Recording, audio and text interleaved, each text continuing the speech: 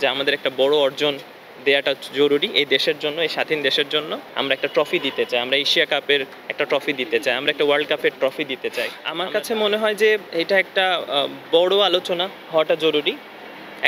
দুইজনের একজনের কথায় আসলে আমিও চেঞ্জেস চাই না।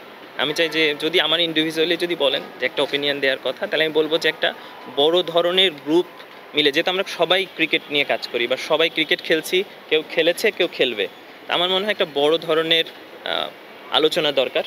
যার যেটা নিড, যেখানে যেখানে যে আছে। আসলে আমি জানবো না সেকেন্ড ডিভিশনে কী হচ্ছে, আমি প্রিমিয়ার লিগটা জানি, বা আমি কিন্তু ফুটবলের ব্যাপারটা জানি না, বা আমি 13-এ কী হচ্ছে এই ব্যাপারগুলো জানি না। তা আমার মনে হয় ছোট থেকে বড় সবারই আসলে একটা দারুণ আলোচনা সম্ভব, যেখানে আমরা তুলে ধরতে পারবো যে আমাদের এটা প্রয়োজন। বাট এটা খুবই এখন এইরকম একটা সময়, আমি এখনই বলে ফেললাম, এটা চেঞ্জেস কতটা আসবে আমি জানি না, বাট আমার মনে হয় একটা বড় আলোচনা দরকার চেঞ্জেস আসার জন্য।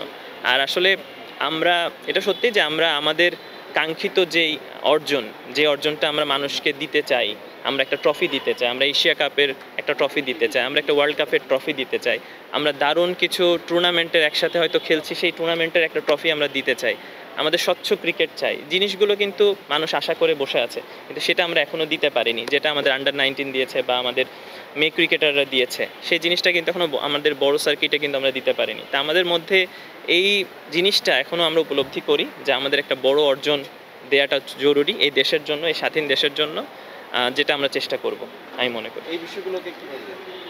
আসলে আমরাও বাইরে বের হচ্ছি কিছু কিছু সময় কাজের জন্য, সাথে আমাদের স্টেডিয়ামেও আসা পড়ছে, আমরা আবার প্র্যাকটিস শেষ করে যাচ্ছি, তখনও দেখছি যে তাদের কার্যকলাপ অসাধারণভাবে তারা কাজ করছে। তারা চেষ্টা করছে ট্রাফিকটা যত সুন্দরভাবে মেনটেন করা যায় লাইন মোতাবেক রাখার জন্য, এবং সবাই যেন ডিসিপ্লিন ওয়েতে চলে। আসলে এরকম দেশটাই তো আমরা আশা করি যে সব কিছু ডিসিপ্লিন থাকবে, প্রপার ওয়েতে থাকবে, এরকম সাধারণ জনগণ এটাই আসলে চাই।